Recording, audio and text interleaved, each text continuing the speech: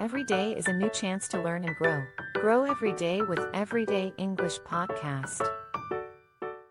If you've ever felt like English just sounds too fast, like all the words are running together, don't worry, you're in the right place. Welcome to Coffee and Podcast from the Everyday English Podcast channel. This is your cozy space to keep growing, keep learning, and take one more small step forward every single day. Whether you're starting your day with a morning coffee or winding down after a long day, we're so glad you're here. Here's what we'll talk about today: why English sounds fast, how to change your mindset, and 5 simple strategies to train your ears, all built around one idea: follow what you love in English. If you stick around till the end, you'll learn 5 simple ways to train your ears using the content you already enjoy. So don't stress, take a deep breath, and let's take one more small step toward confident, natural English together.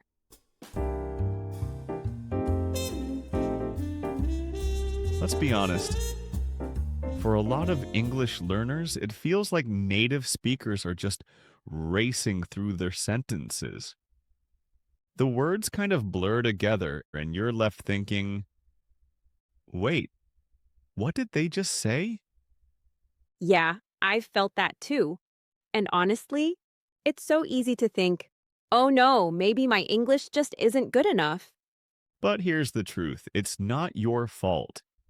English actually isn't faster than other languages. Not really. It just sounds that way to your ears. Exactly. So the real question isn't, why is English so fast? But instead, why does it sound so fast to learners? And the answer, it feels fast because it's unfamiliar. It's not a speed problem, it's an exposure problem. The more you hear it, the more your brain can slow it down and understand. Right. And one big reason it feels fast, it's all the idioms and everyday expressions native speakers throw into conversations. Things like hit the books, call it a day, or on the same page. You might miss them, even when they're said slowly. And then there's the way English flows. It's not like textbook English where each word is clear and separated. Native speakers connect words, they shorten things, and they don't give every word the same stress.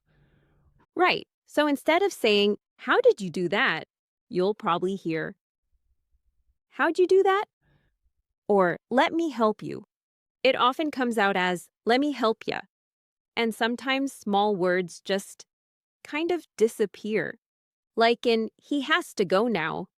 It sounds more like, he has to go now. Yeah, and one more. Give me a minute turns into gimme a minute. It's fast, smooth, and totally normal in everyday English. So if you've ever thought, did I miss something? You probably didn't. The words were there. They just weren't pronounced the way you expected. Exactly. This is just how real English sounds in everyday life. Relaxed, connected, and full of little shortcuts. And once you know what to listen for, it becomes a lot easier to follow. Okay, let's stop here for a second. Because before we learn any more tricks or techniques, we need to talk about your mindset. That means the way you think about listening to English. Many learners believe they have to understand every single word. And if they miss something, they feel like they failed. But that's not true. You don't need to catch every word. Even native speakers don't hear everything clearly, but they still understand the meaning. So here's the new mindset.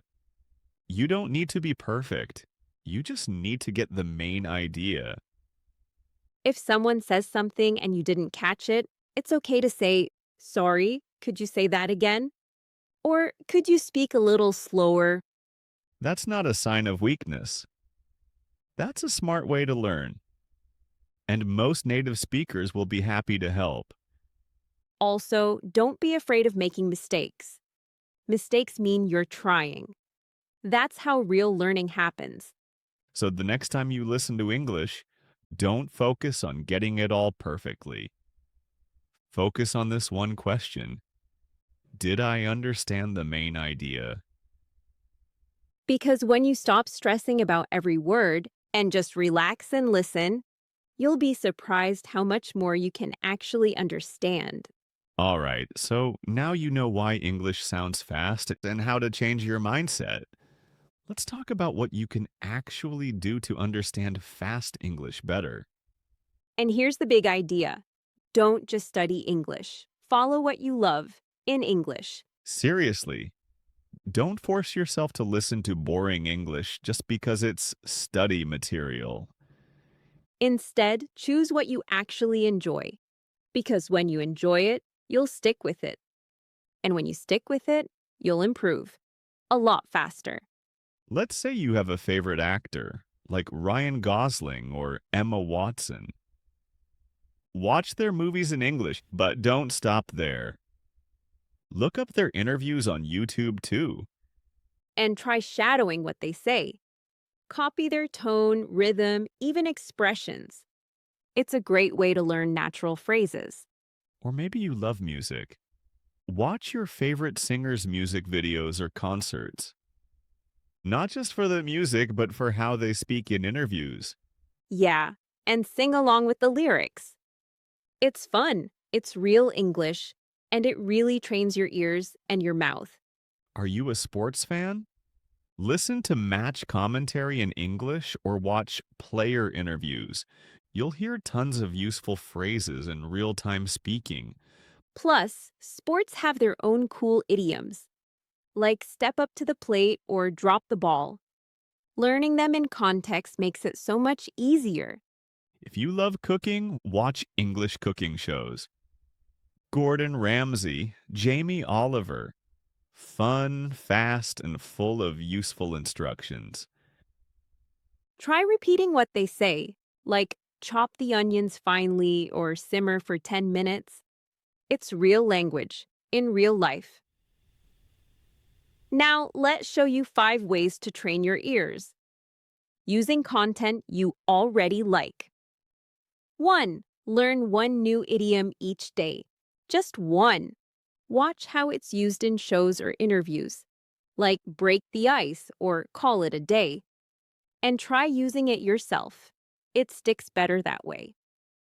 Number 2, start slow.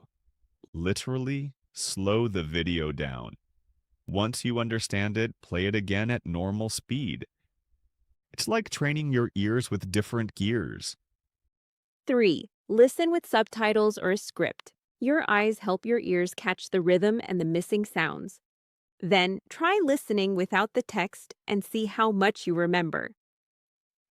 4. Shadowing practice. This one's powerful. Listen to a short line. Pause and repeat right away. Same speed, same tone, same rhythm. It trains both your listening and your speaking. 5. Focus on keywords. Don't stress about catching every word. Focus on the important words that carry the meaning. Like if someone says, "Do you want to grab some coffee later?" You don't have to hear it perfectly. If you catch coffee and later, that's enough to understand what's going on. So remember, don't just study English. Live it through what you love. Because when you enjoy what you're listening to, learning doesn't feel like studying anymore. It becomes a part of your life. All right, let's wrap it up. English sounds fast. But it's not because you're bad at English. It just takes time for your ears to get used to the way it flows.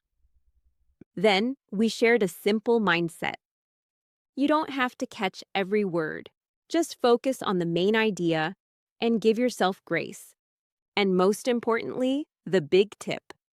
Follow what you love in English. That's the fastest, most natural way to grow.